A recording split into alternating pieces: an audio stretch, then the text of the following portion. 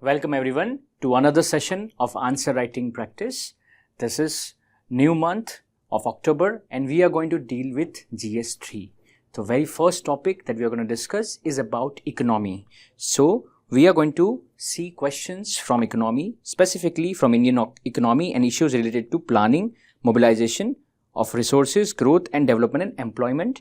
And the second topic we are going to see is inclusive growth and issues arising out of it. So let us see the three questions. The very first question that we are going to deal with is about unemployment. India has seen massive problem with respect to unemployment. Government has initiated a lot of different programs to tackle the same, and we will see its effectiveness in this question and talk about certain strategies to address the issues.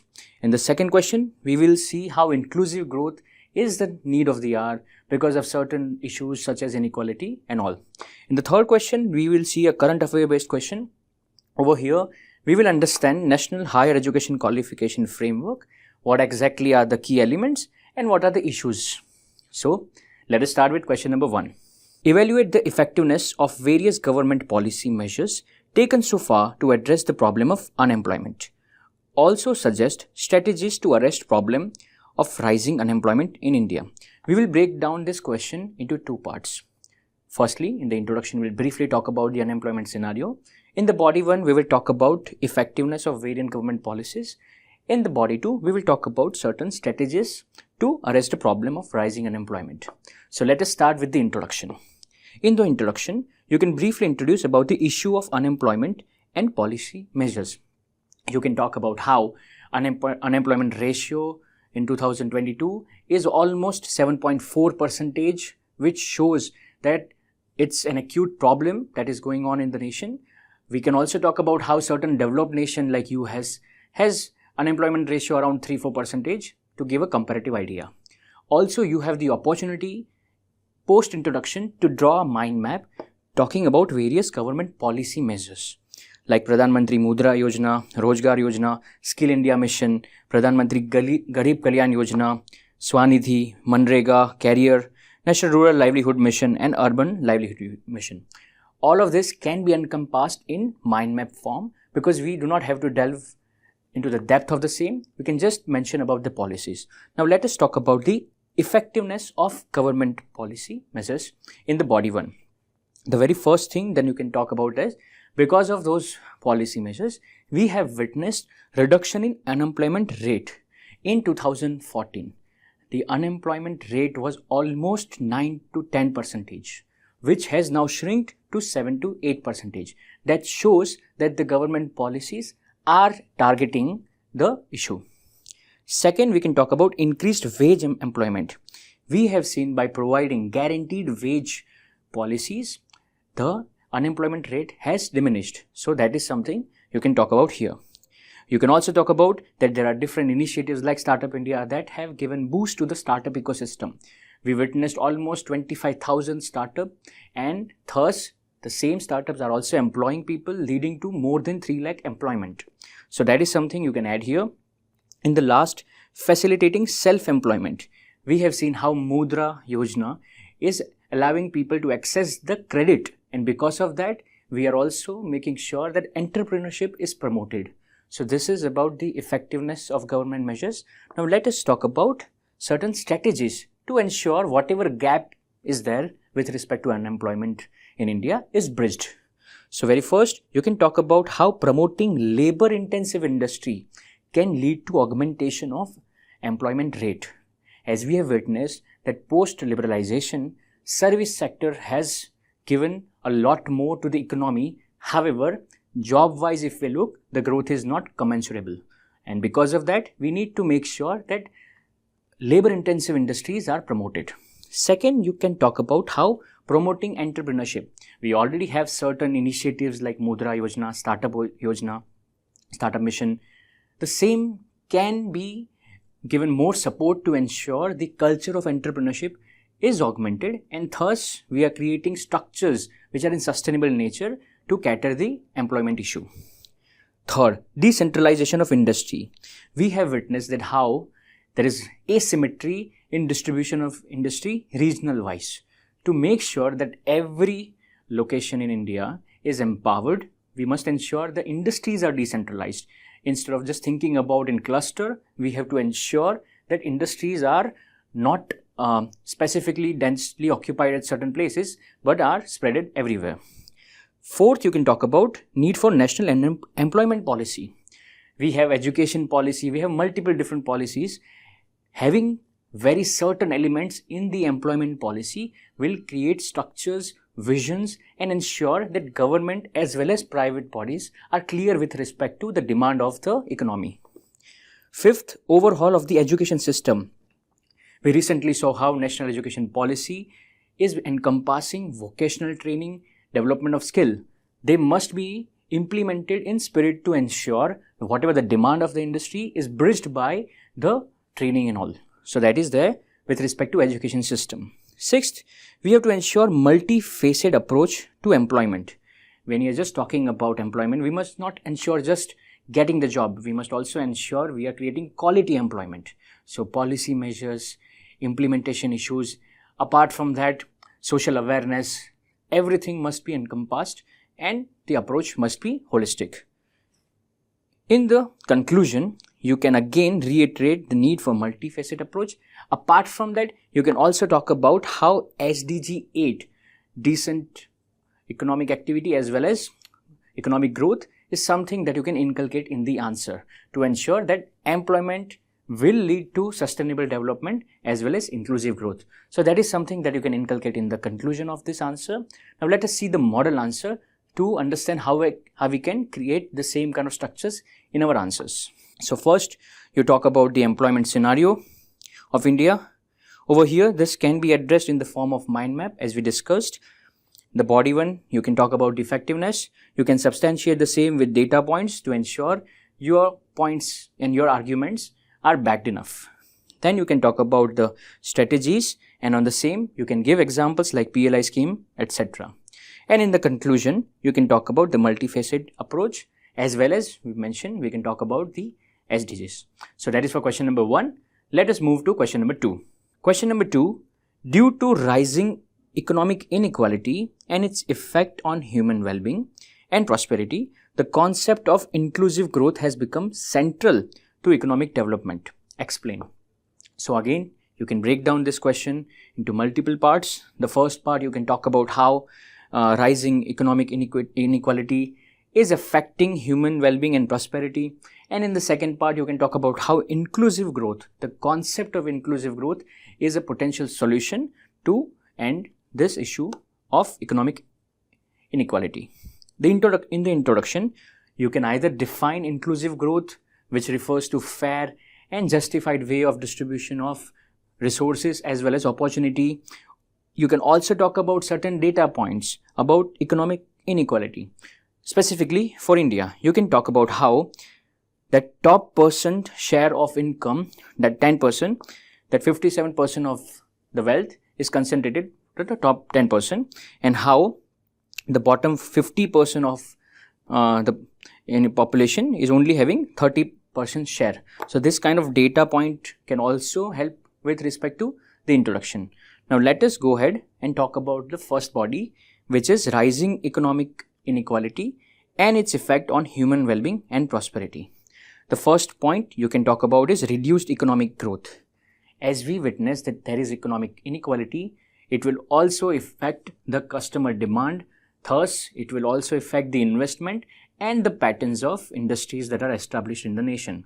So, inequality will impact economic growth and thus human well-being and prosperity of the nation. Second, reduced social mobility. Because of acute asymmetry in access to resource, social mobility will also be hampered. You can understand the same through either education, access to employment, or access to healthcare facilities. Third, it will also increase the chances, the incidence, as well as the intensity of poverty. So that's the point you can also encompass in your body 1. And fourth, social developmental issues. We have witnessed that because of inequality, there are certain developmental issues also there, such as empowerment of women would be restricted. Also, mobility and development of other vulnerable categories of population will be restricted. So that is something you can add in the body 1. Let's come to body 2. Over here, we will talk about how inclusive growth leading to economic development.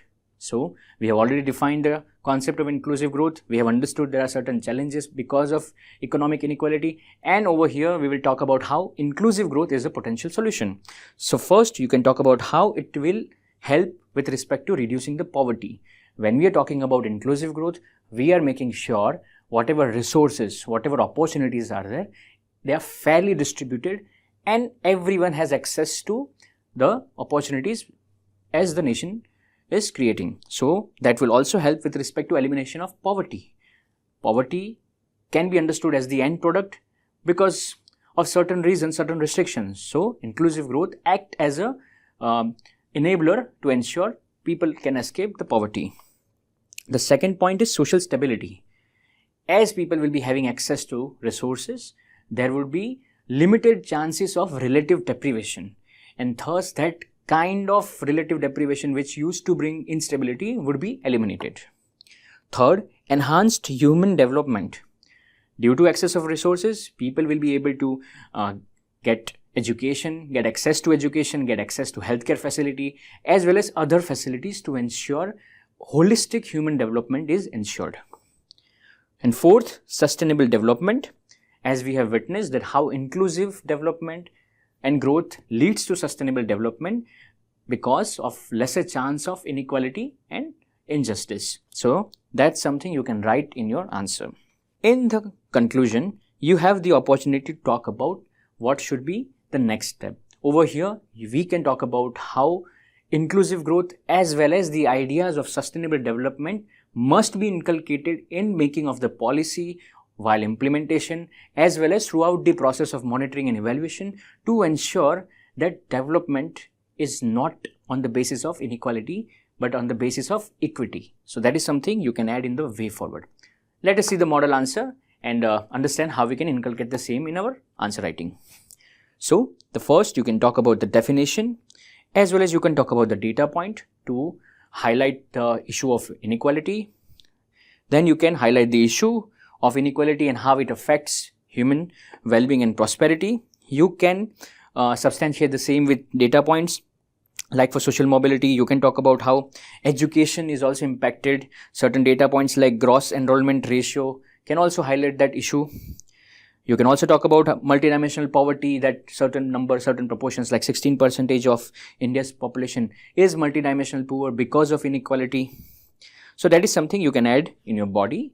In body, another body, body 2, where we are talking about inclusive growth leading to economic development, you can substantiate the same with different points.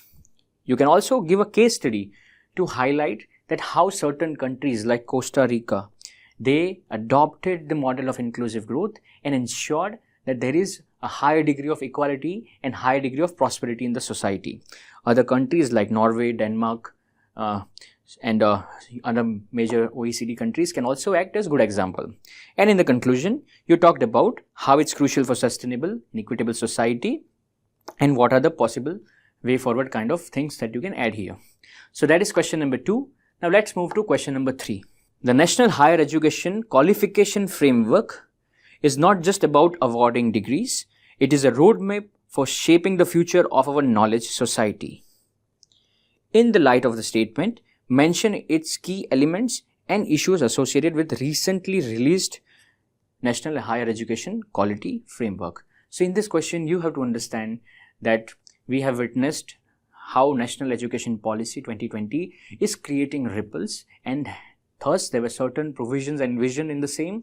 And recently we have seen that how this education qualification framework is in motion now.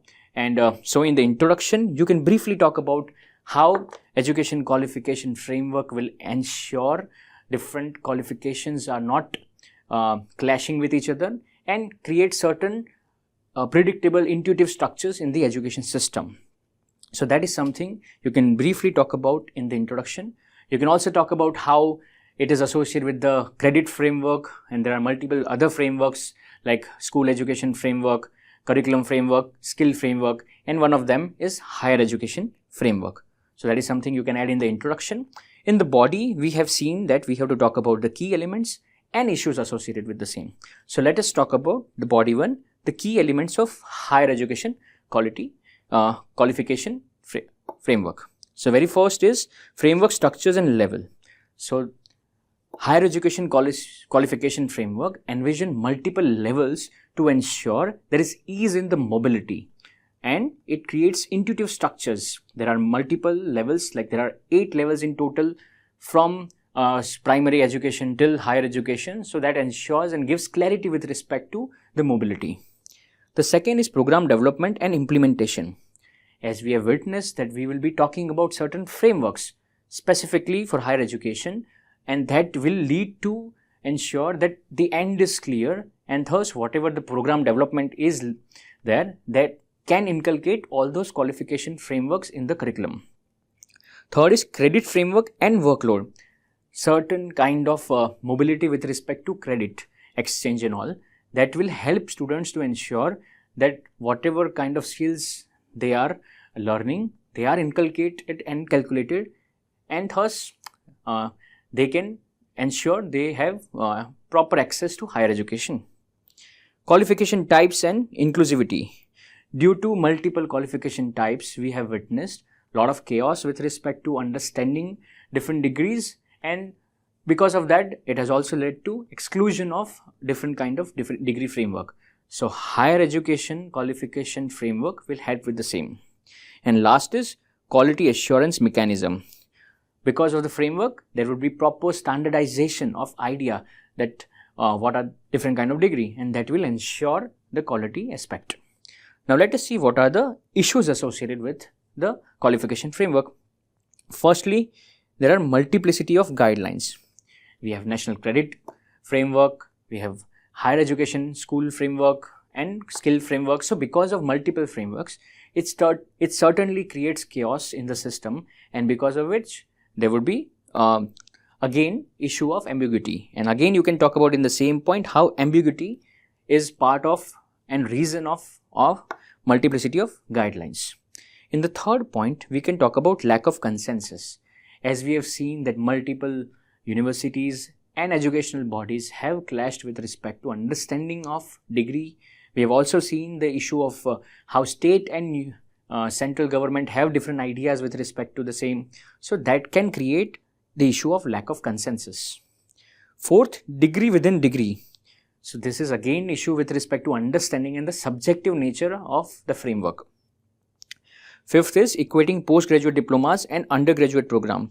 Now that would create certain kind of hierarchy, and that hierarchy can lead to discrimination, which was the task which was something which we wanted to eliminate.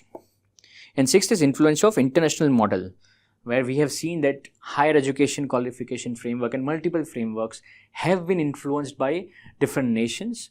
And over here, we have to understand that India has a unique socio-cultural setup, and the education and the framework should also be the reflection of the same. So, issues is the influence of international model can create mismatch with respect to Indian society. However, in the way ahead, you can talk about how we need to ensure that certain degree of ambiguity is reduced, certain guidelines are very explicit, and whatever the framework is created, it is based on consensus and reflection of Indian society. So that is something you can add in the conclusion. So let us see the model answer and understand how can we inculcate different points in our answer writing. First, you can talk and give brief about the qualification framework and how it's aligned with national education policy. You can talk about the different key elements. You can talk about the levels. There are 8 levels. You can talk about how credit framework will help with respect to the workload, and you can also talk about how different qualification types are encompassed in the qualification framework. You can talk about different issues like multiplicity, ambiguity, lack of consensus, and so on. Apart from that, you have the opportunity to write different points like way ahead points in the conclusion as well. like merger of higher education and national credit framework, about consultation with states to accommodate and create a structure which is consensual. Then you can talk about social cultural factors, so on. You can talk about different way ahead points in the conclusion, and also you can talk about how higher education is pivotal for India's educational reform and developmental goals. So that is something you can add in question number 3. And yeah, this is the video for answer writing program. Thank you so much.